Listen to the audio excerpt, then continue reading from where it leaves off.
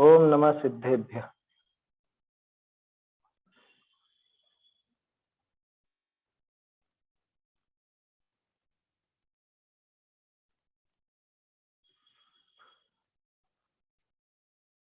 प्रणम्योण जिणवरिन्दे अणरसुरभवनिन्द वन्द्ये सिद्धे गोच्छामि भावपाहुड शेषे संजदे शिरसा परमात्म को वंदे करे शुद्ध भाव करता करूं भाव पाहुड तनि देश वचन का सार।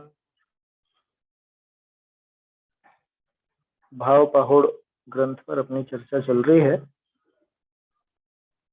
आचार्य देव स्पष्ट शब्दों में कह रहे हैं कि बाहरी द्रव्य लिंग का कोई लाभ नहीं है अगर साथ में भावलिंग ना हो तो। बाहर से परिग्रह आदि सबका त्याग करे लेकिन अंतरंग परिग्रह का त्याग नहीं हुआ हो, अंदर से भी भावलिंग नहीं आया हो। भावलिंग माना मुख्य रूप से सम्यक दर्शन ज्ञान चारित्र, इसको भावलिंग कहा है। अथवा बाहर का जो वेश है, बाहर की जो क्रिया है, तत्संबंधी भाव को भी भावलिंग मानो, वैसा भी अर्थ ले सकते हैं। क्योंकि बाहरी परिग्रह का तो कर दिया त्याग लेकिन अंतरंग परिग्रह नहीं छूटा, उस परिग्रह के प्रति आसक्ति नहीं छूटी, तो वो कुछ भी नहीं करेगा। पांचवी गाथा देखी थी ना अपन, ऐसे जीव का वो क्या करे।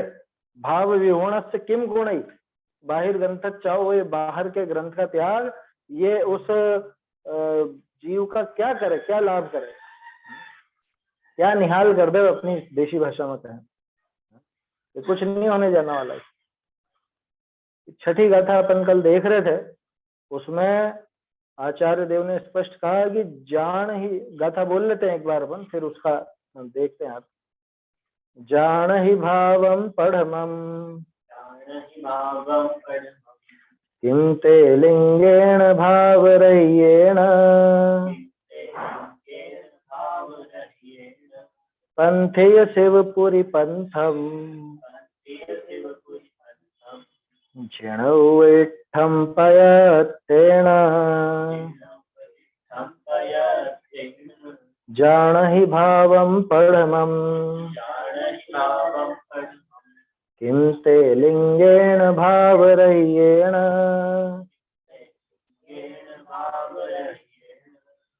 पंथेय शिवपुरी पंथम जिणौविट्ठं पयत्तेन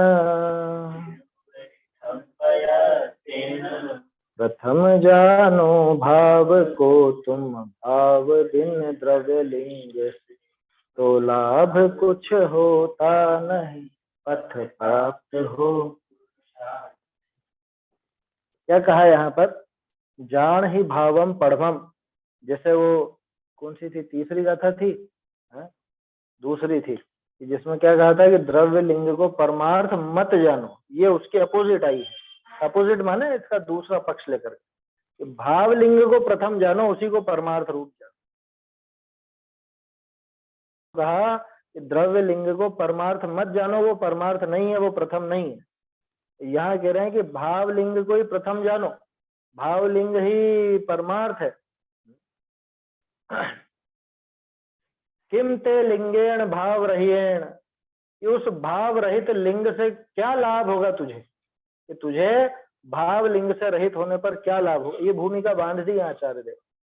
आगे अब इसी से संबंधित गाथाएं चलेंगी कि तूने भाव रहित होकर, माने भाव लिंग रहित होकर क्या क्या किया आज तक और उसके फल में क्या क्या हुआ, वो सब बताएंगे। तो किम ते, तेरे को क्या है, क्या लाभ है, तुझे क्या फायदा है। लिंगेण भाव रहियेण, भाव रहित लिंग से तुझे क्या लाभ, कोई फायदा होने वाला नहीं है। पंथी है, पंथी है, मोक्ष मार्ग के पथिक। क्या कह रहे हैं, शिवपुरी पंथम जिणौविट्ठं पयत्तेन, जिनेन्द्र भगवान के द्वारा उपदिष्ट जो शिवपुरी का पंथ है, मोक्ष मार्ग है, वो मोक्ष मार्ग प्रयत्न से प्राप्त होता है। प्रयत्न किया तो सही हमने, घर छोड़ दिया, परिग्रह छोड़ दिया, और ये सब धारण कर ली क्रियाएं, ये प्रयत्न किया कि नहीं किया? पुरुषार्थ है या नहीं है ये? घर बार छोड़ना, वैराग्य लेकर के मुनि दीक्षा धारण करना, ये पुरुषार्थ है या नहीं है?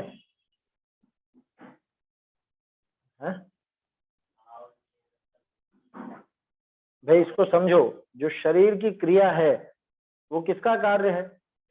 जड़ का, शरीर का। जीव का पुरुषार्थ किसमें चलेगा? जीव का पुरुषार्थ जीव में चलेगा, आत्मा का पुरुषार्थ आत्मा में चलेगा, है ना? जड़ की क्रिया में जीव का पुरुषार्थ लागू होगा? नहीं होगा। तो जब वो बाहर का द्रव्य लेंगे या बाहर की वो क्रिया शरीर की है, तो उसमें जीव का पुरुषार्थ किस? तो इसका मतलब वो बाहर में नग्नपना, बाहर में वो शरीर, ये जो भी वस्तुएं हैं, इन सब वस्तुओं को छोड़ना और बाहर की कुछ क्रिया करना, इसमें जीव का रत्ती भर भी पुरुषार्थ नहीं चलता। तो जीव का पुरुषार्थ किसमें चलेगा? स्वयं के भावों को संभालने में लगेगा, वहां चलेगा। तीन कषाय चौकड़ी के अभाव रूप शुद्धता, वो जीव का पुरुषार्थ पूर्वक। भावलिंग यानी सम्यक दर्शन ज्ञान चारित्र, वो जीव का पुरुषार्थ, वहां लगता है जीव का पुरुषार्थ, है ना? लेकिन कभी भी ऐसा प्रश्न उठे ना कि जीव का पुरुषार्थ इसमें है कि नहीं है, तो सीधी सी गणित लगाओगे, कार्य किसका है, किसका कार्य है, उससे पता चल जाएगा कि जीव का पुरुषार्थ लगेगा। जीव का पुरुषार्थ जीव में लगेगा, है ना? जीव का पुरुषार्थ अन्य द्रव्य में नहीं लगेगा। तो जिनेंद्र भगवान ने जो कहा है कि प्रयत्न से मोक्ष मार्ग होता है, माने पुरुषार्थ पूर्वक मोक्ष मार्ग होता है, बिना पुरुषार्थ के मोक्ष मार्ग नहीं होता। और इसने पुरुषार्थ समझ लिया बाहरी क्रिया को, तो ये बाहरी क्रिया करके मोक्ष मार्ग में लगा हुआ समझने लगा अपने आप को कि हम मोक्ष मार्गी, हमने मोक्ष मार्ग धारण कर लिया, ऐसा ये सोचने लगा। जबकि वास्तव में इसको पता नहीं है कि जीव का पुरुषार्थ तो जीव के ही स्वभाव में, जीव के ही पर्यायों में, उनमें लगेगा, है ना? बाहरी द्रव्य की क्रिया में लग नहीं सकता। वो क्रिया साथ साथ होती जरूर है ना? निमित्त निमित्तिक संबंध है ना, इधर जीव के भाव होते हैं और बाहर वैसी क्रिया होती भी है, उसकी मनाही नहीं है, क्योंकि परस्पर ऐसा निमित्त निमित्तिक संबंध है, सुयोग है इस तरह का। इधर जीव के भाव, उधर वैसी क्रिया, शरीर की क्रिया और उसके निमित्त से इधर जीव के भाव, ऐसा भी होता है। परस्पर में इनका आपस में ऐसा संबंध बनता है। अपने विभावों की वजह से शरीर में भी अपने को वैसी क्रिया देखने को मिलती है, जैसे अंदर गुस्सा आया, गुस्सा आते ही आंखें लाल होना, हाथ पांव फड़कने लगना, है, बीपी हाई हो जाना, ये सब क्या हुआ है? ये शरीर की क्रिया थी ना, लेकिन जीव के भाव इसमें निमित्त बने। और कभी कभी शरीर की क्रिया से, शरीर की पर्याय से, मतलब शरीर में जो भी परिणमन हो रहा है उससे जीव के भावों पर भी असर पड़ता है। समझ में आ रहा? दोनों तरह से बात बनती है। इसका अर्थ और भावार्थ नहीं देखा था ना अपन ने, इसका अर्थ अपने को देखना है। चलो ढूंढारी से पढ़ते हैं।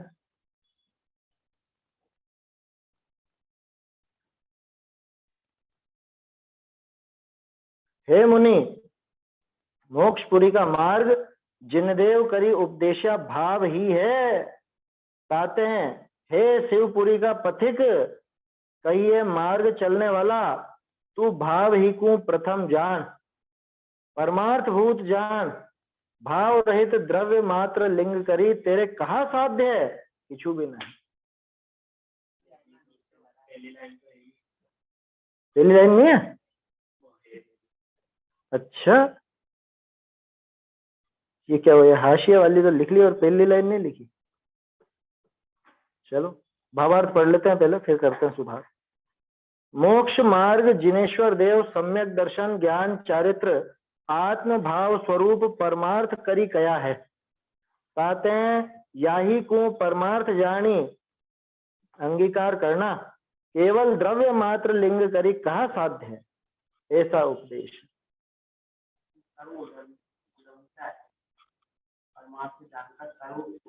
उद्यम से, सर्व उद्यम से, है ना? परमार्थ जानकर अंगीकार करना, वो अलग से डाल दिया इन्होंने, खैर कोई बात नहीं, उससे तो अर्थ खुला था हो रहा है। पहली लाइन जोड़ लो, लेकिन लिखो, हे मुनि,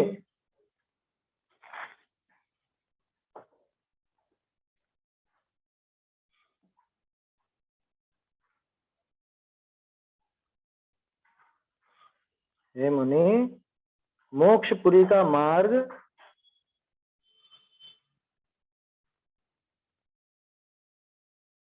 मोक्षपुरी का मार्ग जिन देव द्वारा उपदेशित, फिर एक मिनट, करी उपदेशा भाव ही है। मोक्षपुरी का मार्ग जिन देव ने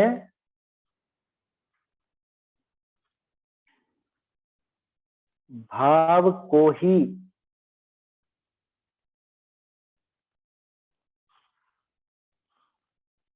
कहा है।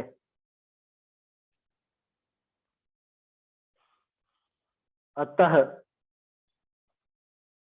बस इसके बाद जुड़ जाएगा। इसके बाद क्या? प्रथम भाव को जान, इसके बाद भाव रहित, इसके बाद प्रथम भाव को जान। हे शिवपुरी के पथिक, कहिए मार्ग चलने वाला। पथिक का अर्थ दिया हो तो, हे शिवपुरी के पथिक अर्थात मार्ग में चलने वाला।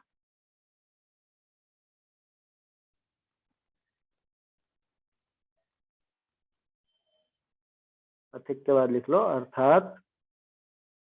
वैसे तो समझ में आ जाता है, किसी को नहीं आया तो लिख लो, मार्ग में चलने वाला, चलने वाले।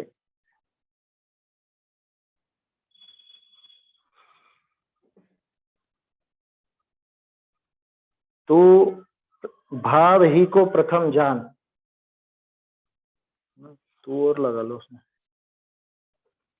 तू प्रथम भाव को जान। ये उल्टा लिखा है, भाव को प्रथम जान। भाव को प्रथम जान, प्रथम को उठा के भाव को के बाद लिख दो, बहुत अंतर है ये। देखो कैसे बनेगा वो बोलता हूं मैं फिर से। हे मुनि, मोक्षपुरी का मार्ग जिन देव ने भाव को ही कहा है, अतः हे शिवपुरी के पथिक अर्थात मार्ग में चलने वाले, तू भाव को प्रथम जान। भाव, भाव के बाद ही भी लगा लो।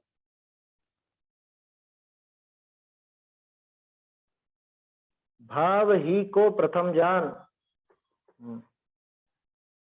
परमार्थभूत भाव ही को प्रथम जान,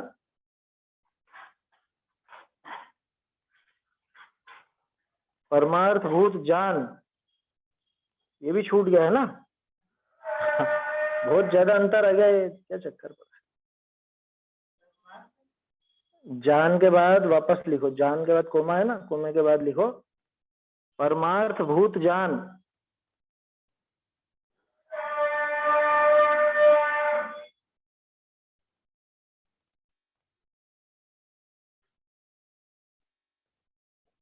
परमार्थभूत जान, भाव रहित द्रव्य मात्र लिंग से तेरे क्या साध्य है। भाव रहित लिंग से तुझे क्या प्रयोजन है। ठीक है, साध्य की जगह प्रयोजन कर, कुछ भी नहीं।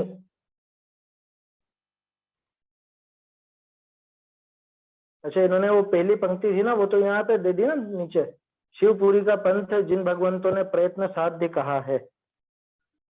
अच्छा, ये प्रयत्न साध्य वाली लाइन इसके अंदर नहीं आई है। फिर भावार्थ में क्या है, मोक्ष मार्ग जिनेश्वर देव सम्यक दर्शन ज्ञान चारित्र आत्म स्वभाव रूप परमार्थ से कहा है। हाँ, आत्मभाव स्वरूप ही तो, आत्मभाव स्वरूप आते यही को परमार्थ जान, इसलिए इसको परमार्थ जानकर अंगीकार करना, अंगीकार करो। केवल द्रव्य मात्र लिंग से क्या साध्य है, ऐसा उपदेश है। ये लाइनें, एक लाइन जो डाली ना, शिवपुरी का पंथ जिन भगवंतों ने पर प्रयत्न साध्य कहा है, ये लाइन इसके अंदर नहीं, लेकिन ठीक है, वो उससे खुलासा हो गया, वो चीज नहीं दी थी इन्होंने, आ गया, बाकी तो ठीक है। देखो देखते हैं इसका अर्थ और भावार्थ। हे मुनि, देखो कथन ही मुनिराज के लिए है, मुनियों को संबोधा है कि जिनका जो द्रव्य लिंग का तो पालन कर रहे हैं, अगर कर रहे हैं तो, जो नहीं कर रहा उसको तो बात ही नहीं, उससे तो कोई लेना देना ही नहीं। द्रव्य लिंग से भी बाहर है, जो द्रव्य लिंग का भी पालन नहीं कर रहा है वो तो महाभ्रष्ट है, उसके लिए उपदेश। द्रव्य लिंग का तो जो पालन कर रहा है लेकिन भाव लिंग से रहित है, ऐसे मुनिराज को कह रहे हैं कि हे मुनि, मोक्षपुरी का मार्ग जिन देव ने भाव को ही कहा। माने भाव लिंग को, सम्यक दर्शन ज्ञान चारित्र रूप मोक्ष मार्ग को, उसको ही मोक्ष मार्ग कहा है ना। इसलिए क्या करना कि इसलिए हे शिवपुरी के पथिक, हे मोक्ष को जाने वाले, तू भाव को ही प्रथम जान, भाव को ही प्रथम जान। भाव लिंग ही प्रथम है, प्रथम है माने पहला ये और दूसरा वो, ऐसा पहला मार्ग तो ये और दूसरा मार्ग वो, ऐसा। प्रथम का अर्थ परमार्थ, वास्तविक, है ना। तू भाव को ही परमार्थ रूप, परमार्थ भूत जान। भाव रहित लिंग से तुझे क्या प्रयोजन है? इससे ही भाव लिंग से ही तेरा परमार्थ सधेगा। परम जो तेरा परम प्रयोजन है वो उस परम प्रयोजन की सिद्धि भाव लिंग से ही होने वाली, द्रव्य लिंग से वो कोई सिद्धि होने वाली नहीं है। बिना भाव लिंग के वो द्रव्य लिंग किसी काम नहीं आना। शिवपुरी का पंथ जिन भगवंतों ने प्रयत्न साध्य कहा।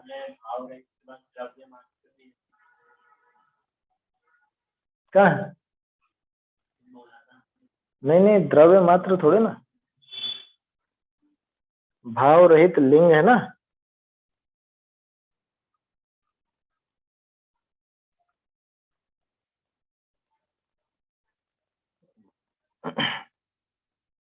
भाव रहित, हाँ, द्रव्य मात्र लिंग से, सही है।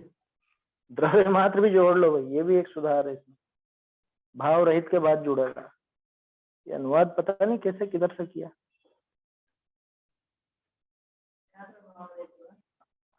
जो भाव रहित लिखा ना पहली लाइन में अर्थ में, उसके बाद द्रव्य मात्र लिखो।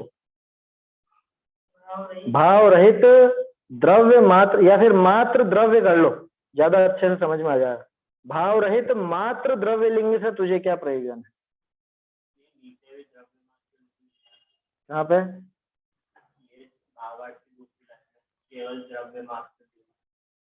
हाँ, चल जाएगा, ठीक है। बाकी वो उसका अर्थ ऐसे ही समझना, द्रव्य मात्र का अर्थ मात्र द्रव्य लिंग, ऐसा है ना, ऐसे ही लेना। हे शिवपुरी के पथिक,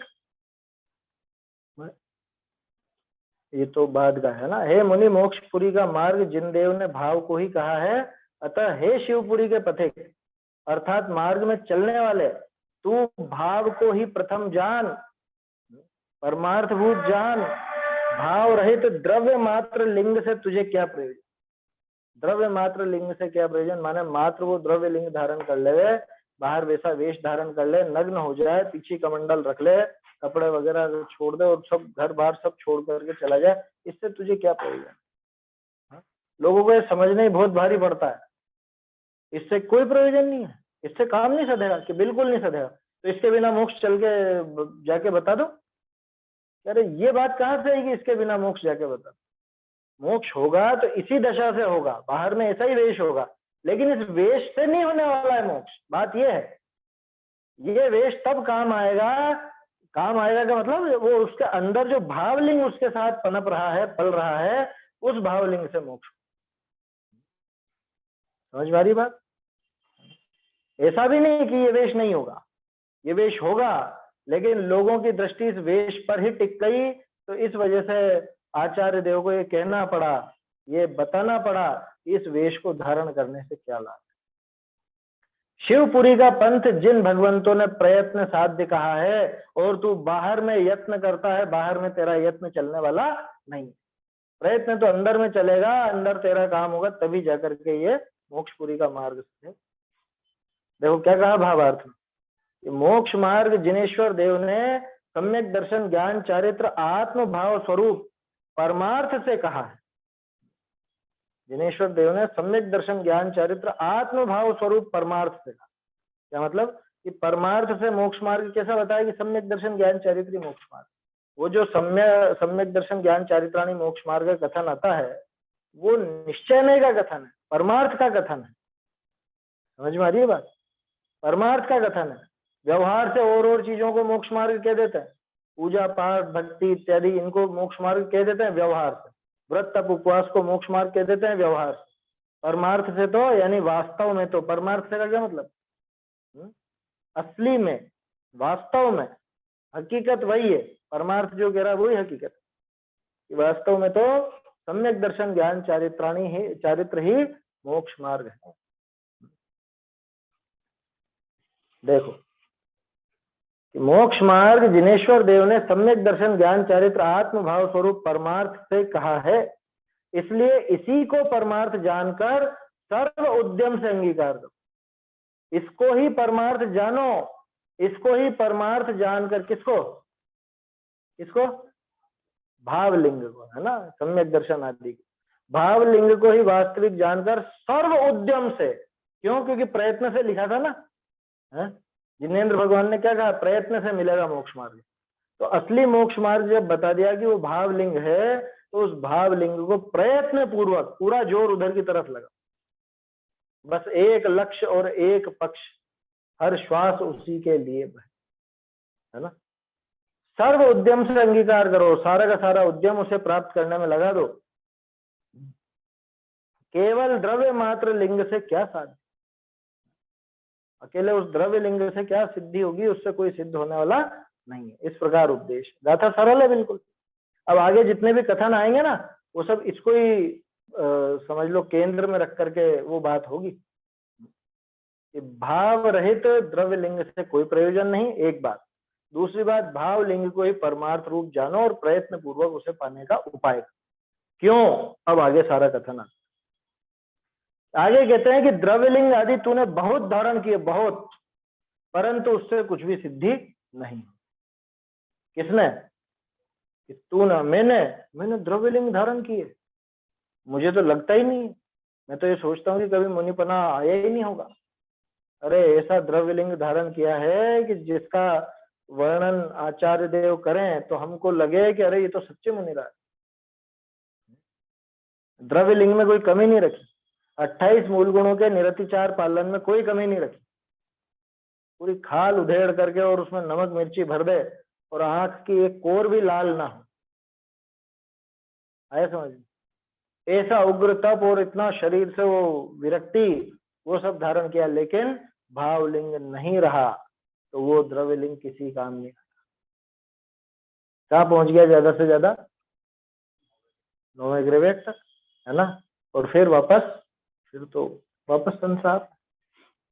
तो यहाँ कह रहे हैं कि द्रव्यलिंग आदि तूने अनेक बार धारण किए लेकिन उससे कुछ भी सिद्धि नहीं। देखो 7वीं का, भाव रहिएण सपुरुष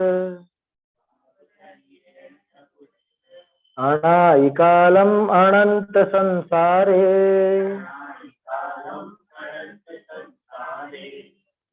गहि उज्जियाई बहुसो बाहिरणिगंथरुवाई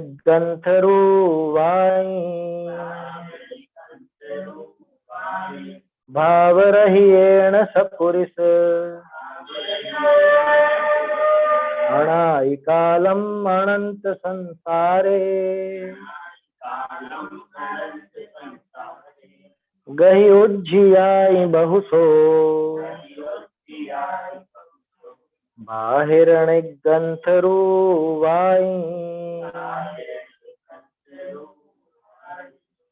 भाव बिन द्रवलिंग अगणित धरे काल अनादि हे आत्मन सुख रंच भी पाया नहीं। देखो अनुवाद बिल्कुल सटीक है, पर आज तक है आत्मन सुख रंच भी पाया, रंच मात्र भी सुख तूने नहीं पाया। क्या कह रहे हैं? भाव रहिएण, भाव रहित सपुरुष, सपुरुष माने सत्पुरुष, हे सज्जन जीव, देखो तो सही आचार्य देव का संबोधन कैसे प्रेम से समझा रहे। हे सत्पुरुष, अनादि कालम, अनादि काल में, अनंत संसारे, अनंत संसार में, अनादि काल से तूने भाव रहियेण, भाव रहियेण यानी भाव रहित होकर, बहिर्निग्रंथ रूवाई, बाहर का निर्ग्रंथ रूप है ना, बाहर के निर्ग्रंथ रूप, बहुसो, बहुसो मतलब बहुत, बहुत बार, अनेक शह बहुशः बोलते हैं ना अपन, बहुशः यानी कि अनेक बार, गही उज्जियाई, गही उज्जियाई यानी ग्रहण किए और छोड़े, उज्जियाई मतलब छोड़ दिए, उज्जित बोलते हैं संस्कृत में, उज्जित शब्द होता, तो ग्रहित किए और उज्जित किए यानी कि उनको लिया और उनको छोड़े, त्याग किया। किसको? ये निर्ग्रंथ रूप तूने अनेक बार धारण किया और निर्ग्रंथ रूप अनेक बार छोड़ा। माने हे सत्पुरुष जीव, हे सुपुरुष जीव, तूने अनादि काल से इस अनंत संसार में भाव रहित होकर, भाव लिंग रहित होकर, बाहर का निर्ग्रंथ रूप अनेक बार ग्रहण किया और छोड़ा है। क्या मतलब?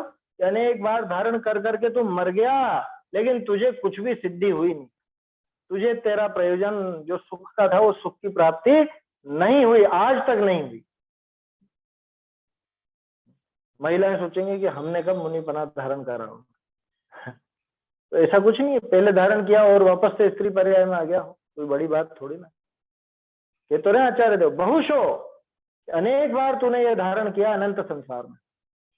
वैसे भी जब अपन पंच परावर्तन की बात करते हैं तो उसमें तो सभी तरह की दशाएं धारण की हो, ऐसा आता है ना, हर तरह की दशा इसमें धारण कर ली और धारण कर करके छोड़ दी, धारण कर करके मर गया, लेकिन आज तक इसको इसके प्रयोजन की सिद्धि नहीं हुई, कुछ भी नहीं मिला। तदपि कछु हाथ हजू न पर्यो, आज तक वो कुछ भी प्राप्त नहीं। सरल है गाथा बिल्कुल। तो ये बात कहाँ इसमें कि कुछ भी नहीं मिला, इसमें तो यह है कि अनंत बार, अनंत काल में तूने अनंत संसार में बहुत बार बाहर का निर्ग्रंथपना ग्रहण किया और छोड़ा है। इसमें यह कहाँ है कि कुछ भी नहीं हुआ है? अरे अनंत बार ग्रहण करके छोड़ा है, इसमें ये बात छिपी हुई कि काम नहीं बना, क्योंकि ग्रहण किया और ग्रहण करने के बाद तो काम ये बनना चाहिए था कि मोक्ष पहुंच जाना चाहिए था। बहुत बार कैसे धारण कर लिया, इसका मतलब काम नहीं, यही अर्थ निकला ना। जिस कार्य को करने के लिए जैसे कारण होने चाहिए, अगर हमने वो कारण जुटा लिए हैं और हम यूं कह रहे हैं कि हमने 50 बार ये कारण जुटा लिए लेकिन काम नहीं बना, अगर 50 बार मैंने कोई कारण जुटाए हैं, इसका अर्थ क्या निकला कि काम नहीं बना। क्यों? कि कारण जुटा लिए थे तो कार्य हो ही जाना चाहिए था, एक बार में 2 बार में हो जाता। ये अनेक बार का चक्कर क्या है? अनेक बार मैंने उनको ग्रहण कर करके छोड़ा, इसका मतलब यह है कि अनेक बार ग्रहण करने पर भी मोक्ष की प्राप्ति नहीं हुई, है ना। ये अपने आप समझ में आने वाली बात। गाथाओं के शब्दों की लिमिटेशन होती, इतनी पूरे वाक्य आचार्य देव लिखेंगे जरूरी नहीं है, लेकिन गाथाओं में और सूत्रों में बहुत भाव भरे हो, ऐसा ही यहाँ पे भरा। देखो अर्थ पढ़ते हैं इसका, छोटा सा ही अर्थ है।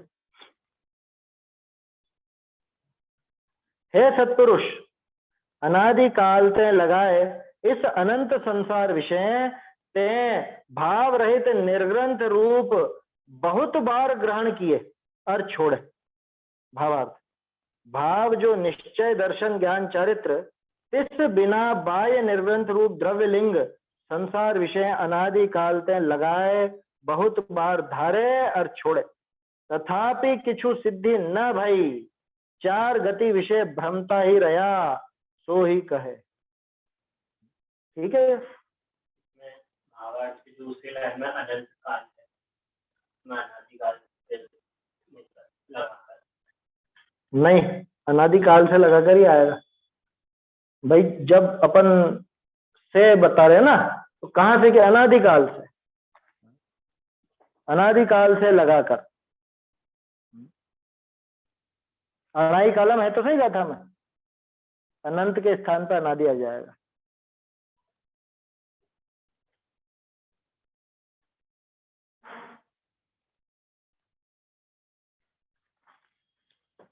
बाकी ठीक है। क्या कहा, हे सत्पुरुष, अनादिकाल से लगाकर, ऊपर भी अनादिकाल से लगाकर ही था, अनादिकाल से लगाकर इस अनंत संसार में, देखो अनादि के साथ अनंत का जोड़ा बैठ जाता है। अनादिकाल से आज तक कितना समय बीत गया कि अनंत काल बीत गया। तो अनादि से लगाकर इस अनंत संसार में तूने भाव रहित निर्ग्रंथ रूप बहुत बार ग्रहण किए और छोड़े। ये तो सामान्य अर्थ हो गया। इसका विशेष क्या निकलेगा, अनर्पित वाक्य क्या निकलेगा, काम कुछ नहीं बना। भावार्थ, भाव जो निश्चय सम्यक दर्शन ज्ञान चारित्र के बिना बाह्य निर्ग्रंथ रूप द्रव्य लिंग संसार में अनादिकाल से लगाकर बहुत बार धारण किए। अरे सोचो तो सही, कितनी बार अपन नग्न दिगंबर मुनि बने हैं, पीछी कमंडल लेकर घूमे हैं, उग्र तप किया है गर्मी में पहाड़ों पर। आज जो अपने को लगता है कि अरे अपने से तो गर्मी सहन नहीं होती, अपने से तो सर्दी सहन नहीं होती, अपने से तो ये मौसम सहन नहीं होता, ऐसा लोगों को बहुत शौक, तो स्वाध्याय में भी है कुछ पंखा वंखा कूलर एसी ये सब चीजें चाहिए, सहन नहीं होता। अरे तूने अनंत बार मुनिपना धारण, अनेकों बार तूने मुनिपना धारण किया, बाहरी द्रव्य लिंग धारण किया है, जहां तूने पर्वतों पर चढ़कर गर्मी में भीषण तप किए, सर्दी में नदी के किनारे खुले मैदानों में वहां तप किए। किसने, मैंने, अपनी बात है सबकी, आया समझ में। जैसे वो कथन आता है ना, इतनी बार नरक गया, इतनी बार स्वर्ग गया, तो इतनी बार मुनि भी बना है।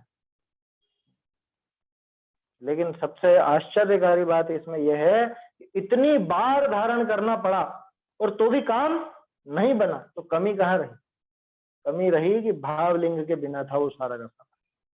वो सारा कार्य जो किया वो बिना भावों के किया, भावलिंग रहित होकर के किया, तो वो अकेला द्रव्य लिंग तो कुछ भी करने से रहा, वो कुछ भी नहीं करेगा। देखा ना अपन ने पांचवी गाथा में, क्या करे वो, इसका भाव रहित जीव का क्या करेगा वो, बाहिर गंथक चाहो क्या करेगा वो, कुछ भी नहीं। चारों गतियों में भ्रमण ही करता रहा, कोई सिद्धि नहीं हुई, असली सुख प्राप्त नहीं हुआ, अतीन्द्रिय सुख की झलक नहीं मिली, चारों गतियों में भटकता रहा।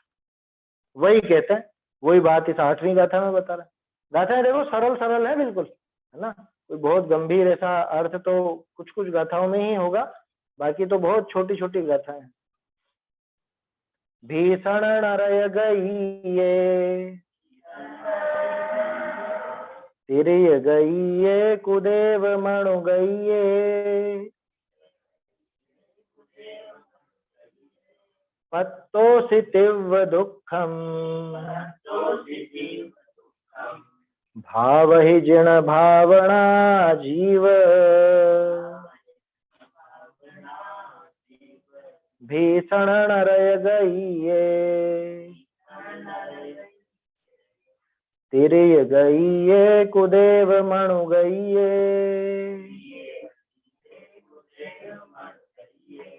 पत्तोषि तीव्र दुःखम,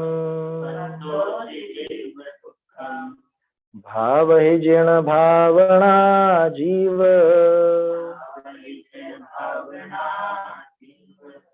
भीषण नरक तेरे अंच नर अर देव, गति में भ्रमण कर पाए अनंत दुख, अब भावो जिनेश्वर भावना। क्या कहा, भीषण नरक गई ये, भीषण नरक गति में, सरल अनुवाद। भीषण मतलब बहुत खतरनाक, जहां पे दुख ही दुख हो, ऐसे इस भीषण नरक गति में। और तिरिय गई है, क्या अर्थ होगा, तिर्यंच गति में, सरल है बिल्कुल, प्राकृत कोई कठिन भाषा नहीं है। कुदेव मणु गई है, कुदेव गति में और मणु गई है यानी मनुष्य गति। अब कुदेव का क्या अर्थ? क्यों? और बाकी के देव नहीं आएंगे क्या? बाकी का देव भी तो बना है। हाँ, मिथ्या दृष्टि देव लेना इसका। कुदेव में भवनत्रिक तो आएंगे ही सही, लेकिन स्वर्ग वाले भी जो मिथ्या दृष्टि है वो लेना, है ना। सम्यक दृष्टि को छोड़ के जितने भी वो देव हैं सब कुदेव हैं। क्या? कुदेव मणु गई है मनुष्य गति में, चारों गति आ गई। पत्तो से तीव्र दुखम प्राप्तो असि, प्राप्तो असि यानी प्राप्त हुआ है तू। किसको? कि तीव्र दुखम, तीव्र दुख को प्राप्त हुआ है। कहाँ कहाँ? भीषण नरक गति में, तिर्यंच गति में, कुदेव गति में और मनुष्य गति में तू भीषण दुख को, तीव्र दुख को प्राप्त हुआ है। तो क्या करें? कि भाव ही जिण भावना जीव, हे जीव, हे समझदार प्राणी, हे आत्मन, तुझे प्रेरणा दे रहे हैं कि जिण भावना भाव ही, जिन भावना को भाव, जिन भावना को भाव। क्या है जिन भावना? जिन भावना माना सम्यक दर्शन ज्ञान चारित्र, ये जिन भाव है। देखो मोक्ष मार्ग प्रकाशक के तीसरे अधिकार का मंगलाचरण है ना, उसमें सुधार करवाया गया था। मोक्ष टोडरमल जी ने लिखा था, सो जिन भाव सदा सुखद, है समझ। और छपने में छप गया, सो निज भाव सदा सुखद। तो सुनने में लगता है निज भाव भी शायद सही होगा। ये मैंने नोट करे थे, इसमें भाव पहाड़ में 8-10 गाथाएं हैं जहाँ पे जिन भाव शब्द का प्रयोग किया। तो सब जगह वाला जो अर्थ है, कहीं पे जिन भाव का अर्थ आत्म स्वभाव की बात है, कहीं पे जिन भाव का अर्थ वीतरागता से है, कहीं पे जिन भाव का अर्थ जैसे यहाँ पे सम्यक दर्शन ज्ञान चारित्र आदि से है ना, वो सारे अर्थ वहां बैठते हैं। सो जिन भाव सदा सुखद,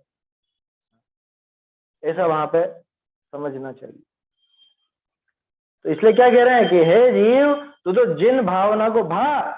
क्यों? क्योंकि जिन भावना नहीं की तूने आज तक। द्रव्यलिंग तो खूब धारण किया, भावलिंग तूने धारण नहीं किया, जिन भावना नहीं भाई। इसलिए तू सब कुछ करके भी, द्रव्यलिंग का अनेक बार पालन करके भी तू भीषण नरक गति में, कुदेव में, तिर्यंच में, मनुष्य में, इनमें अति तीव्र दुख पाता रहा, तू दुखी होता रहा। इसलिए तू जिन भावना को भा। अगर जिन भावना को नहीं भाएगा तो ये दशा तेरी बिगड़ती रहेगी, हमेशा ऐसी गड़बड़ होती रहेगी। सरल लगा था।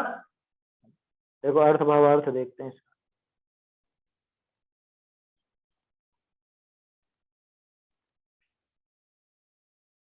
हे जीव, ते भीषण भयकारी नरक गति तथा तिर्यंच गति बहुरी कुदेव कुमनुष्य गति विषय तीव्र दुख पाए, ताते तू अब जिन भावना कहिए शुद्ध आत्म तत्व की भावना भाए, याते तेरे संसार का भ्रमण मिटे। भावार्थ, परमात्मा की भावना बिना 4 गति के दुख अनादि काल ते संसार विषय पाए। हाँ? नहीं, इसमें तो परमात्मा है। संसार विषय पाए, याते अब हे जीव, तू जिनेश्वर देव का शरणा, ठीक है, शरणा, जिनेश्वर देव का क्या है, जिनेश्वर देव का शरणा ले और शुद्ध स्वरूप का बारंबार भावना रूप अभ्यास करी, याते संसार का भ्रमण ते रहित मोक्ष को प्राप्त होए। ये उपदेश आगे चारों गति के दुखनी को विशेष करी कहे है। कहा? प्रथम ही नरक गति के दुखनी को कहे। ठीक है। हाँ, तो वो आत्मा की जगह परमात्मा लिख लो। जयचंद जी ने क्यों? वही है, परमात्मा की भावना भी वही है। परमात्मा का जो स्वरूप है वो आत्मा का ही स्वरूप। जयचंद जी ने परमात्मा लिखा है तो परमात्मा लिख लेना चाहिए अपने को, उसमें क्या दिक्कत। परमात्मा की भावना माने दोनों बातें आ गई उसमें।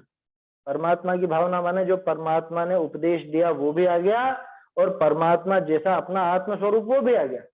दोनों तरह की बात। क्या कहा? हे जीव, तूने भीषण भयंकर, भीषण का अर्थ भयंकर है ना, समझते ही है तो सभी। तूने भीषण भयंकर नरक गति तथा तिर्यंच गति में और कुदेव को मनुष्य गति में तीव्र दुख पाए। इसलिए अब तू जिन भावना भा, जिन भावना का अर्थ यहाँ क्या दिया? शुद्ध आत्म तत्व की भावना, वही है परमात्मा भावना, है ना। परमात्मा की भावना बोलो, शुद्ध आत्मा की भावना बोलो, कोई अंतर थोड़े ना, क्योंकि परमात्मा की और कौन सी भावना भाएगा बताओ? परमात्मा जो अपने अरहंत सिद्ध हैं, उनके स्वरूप के विचार में अपना आत्म स्वरूप के तो विचार चलेगा, अलग से कौन सी भावना आएगी? अतः अब तू जिन भावना अर्थात शुद्ध आत्म तत्व की भावना भा, इससे तेरे संसार का भ्रमण मिटेगा। इससे तेरे ये संसार का जो परिभ्रमण चल रहा है अनादिकाल से, जो तू अनंत संसार में तूने इतने ये द्रव्यलिंग धारण किए लेकिन कुछ भी काम नहीं हुआ, परिभ्रमण चलता ही रहा, ये तेरा परिभ्रमण मिटेगा। तेरा ये जो संसार का भटकना है ये मिट जाएगा। जैसे कोई व्यक्ति बाजार में मांगता फिरे ना, भीख मांगता फिरे और बरसों तक मांगता फिरे, क्या उसको कोई समझदार कहेगी अरे भाई देख, तो आज तक मांग मांग के खाता रहा, भीख ही मांगता रहा, तो इससे तो तेरा काम चलता नहीं, भूखा भी रहना पड़ता है। तेरा आज तक क्या हो गया, 10 साल 15 साल हो गए तुझे भीख मांगते हुए, लेकिन तेरा कुछ भी काम हुआ नहीं, तू पनप नहीं सका। तू तो एक काम कर, ये थोड़ा पैसा ले, उधार ले, और इससे तू व्यापार आदि शुरू कर, अथवा कहीं नौकरी कर जिससे तू पैसा बना सकेगा, जिससे तेरी घर की स्थिति सुधर सकेगी और तू सुखी होगा। यही कहा जाएगा ना कि भाई इतने वर्षों तक तूने ये काम करके देख लिया और इस काम से सिद्धि नहीं हो रही, यानी कुछ ना कुछ कमी तो है। कोई व्यक्ति एक व्यापार करता रहे और व्यापार में उसको लाभ हो ही नहीं रहा, तो इसका क्या मतलब हो रहा है कि गड़बड़ है कहीं पे कुछ ना कुछ व्यापार में, या तो उसका करने का तरीका गलत है या उसका वो व्यापार ही गलत है, उसने गलत व्यापार चुन रखा है, वो उसके लायक नहीं है व्यापार, तो उसमें फिर वो नहीं कर पाएगा। तो क्या कहा? तू शुद्धात्म तत्व की भावना भा, इससे तेरे संसार का भ्रमण मिटेगा। देखो भावार्थ, परमात्मा की भावना बिना 4 गति के दुख अनादिकाल से संसार में प्राप्त किए। आज तक परमात्मा की नहीं भावना नहीं भाई, है ना। परमात्मा भावना ठीक है। यहाँ पे उन्होंने दीपचंद जी कासलीवाल है ना, सुना नाम? दीपचंद जी शाह कासलीवाल, जिन्होंने भाव दीपिका लिखी, चिद्विलास लिखा, और भी बहुत सारे ग्रंथ लिखे हैं। उन्होंने क्या लिखा? इस जीव ने, है उन्होंने नहीं, शायद ये सम्यक ज्ञान दीपिका वालों का होगा या तो, है ना, मैं भूल रहा हूँ किसने लिखा, लेकिन बहुत अच्छी बात लिखी। इस जीव को आज तक 2 नहीं मिले, एक तो जिनदेव नहीं मिले और जिनदेव का बताया हुआ आत्मा नहीं, आज तक ये दोनों ही नहीं मिले। तो आज तक इस जीव ने परमात्मा की भावना नहीं भाई, तो वो उन परमात्मा की भी भावना नहीं भाई, है ना। और अगर उनकी भाव ही ली तो उन परमात्मा ने जो इस परमात्मा की बात बताई थी, इस परमात्मा की भावना तो नहीं, तो इसका काम हो जाता है आज तक यहाँ भटकता नहीं फिर।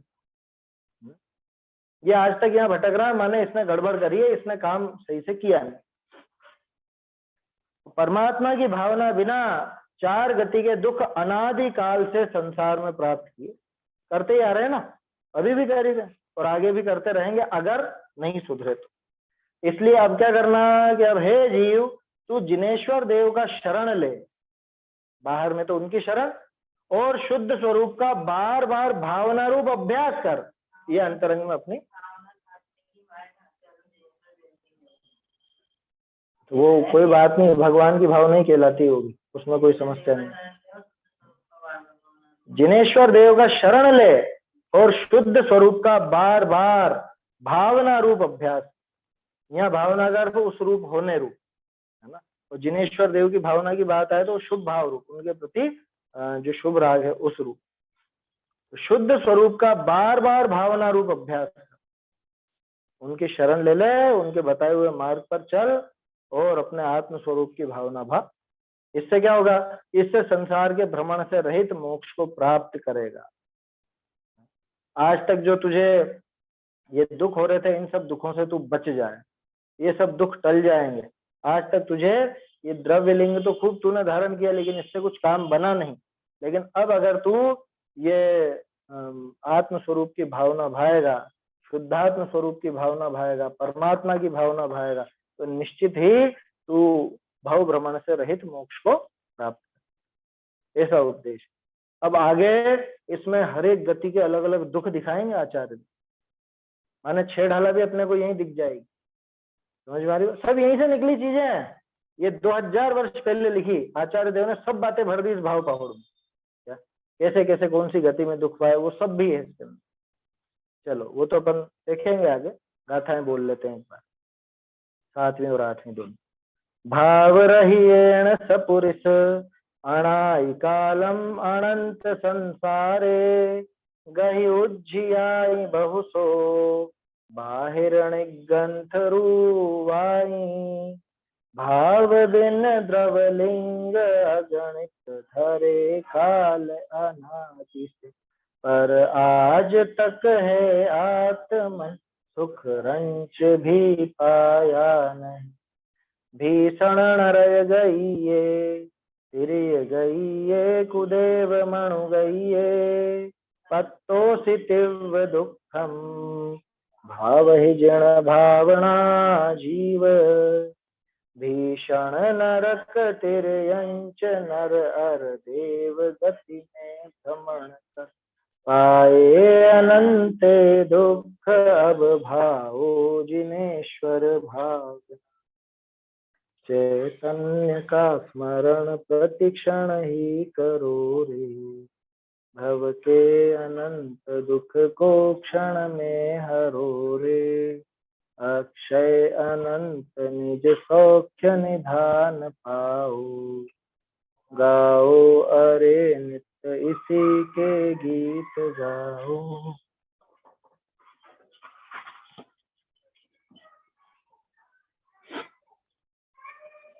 जिनवाणी स्तुति। नित्य पीजोधी धारी, नित्य पीजोधी धारी, जिन वाणी सुधा सम जान के, वीर मुखार विंदते प्रगति जन्म जरा गद टारी, वीर मुखार विंदते प्रगति जन्म जरा गद टारी, गौतमादि गुरुर घट व्यापी परम सुरुचि करतारी, नित्य पीजोधी धारी, जिन वाणी सुधा सम जान के, सलिल समान कलिल मल गंजन बुधज मन रंजन हारी, सलिल समान कलिल मल गंजन बुध मन रंजन हारी, भंजन विभ्रम धूलि प्रभंजन मिथ्या जलद निवारी, नित्य पीजोधी धारी, जिन वाणी सुधा सम जान के, कल्याणक तरु उपवन धरनी तरनी भव जल तारी, कल्याणक तरु उपवन धरनी तरनी भव जल तारी, बंध विदारन पैनी छैनी मुक्ति न सैनी सारी, नित्य पीजोधी धारी, जिन वाणी सुधा सम जान के, स्वपर स्वरूप प्रकाशन को यह भानु कला विकारी, स्वपर स्वरूप प्रकाशन को यह भानु कला अविकारी, मुनि मन कुमुदि निमोदन शशि भाषम सुख सुमन सुबारी, नित्य पीजोधी धारी, जिन वाणी सुधा सम जान, जाको सेवत बेवत निज पद नशत अविद्या सारी, जाको सेवत देवत निज पद नशत अविद्या सारी, तीन लोकपति पूजत जाको जान त्रिजग हितकारी, नित्य पीजोधी धारी, जिनवाणी सुधा समझान के, कोटि जीभ सो महिमा जाकी, कही न सके तविधारी। कोटि जीभ सो महिमा जाकी, कही न सके तविधारी। डोल अल्पमति केम कहे, यह अधम उदाहरण हारी। नित की ज्योति धारी, जिनवाणी सुधा समझान के, नित की ज्योति धारी। जिनवाणी सुधा समझान